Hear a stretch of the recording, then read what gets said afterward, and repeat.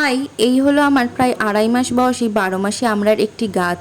দেখো গাছটাতে কি সুন্দর ছোট্ট ছোট্ট ফল এসছে, আরও বেশ কিছু কিন্তু মুকুলও ধরেছে। এর আগেও না প্রচুর মুকুল এসেছিল জানো তো, কিন্তু অতিবৃষ্টির কারণে সবই ঝরে গেছিল, তাই একটু মনক্ষুণ্ণ হয়ে গাছটাকে অযত্নেই ফেলে রেখে দিয়েছিলাম। যাই হোক, আজকে না গাছটাকে চাপান সার দেবো, তো তার জন্য দেখো প্রথমেই নিলাম ভার্মি কম্পোস্ট, এরপর নিচ্ছি দেখো শিংকুচি, সামান্য পরিমাণ নিয়ে নেব হাড় গুঁড়ো, আর এরপর যেটা নিচ্ছি সেটা হলো ম্যাগনেসিয়াম সালফেট বা এপসম সল্ট। যাই হোক, প্রত্যেকটা সার এবার ভালো করে মিশিয়ে টবের মাটিটাকে কিন্তু খুঁড়ে তার ওপর দিয়ে আমি এই সারগুলো দিয়ে দেব।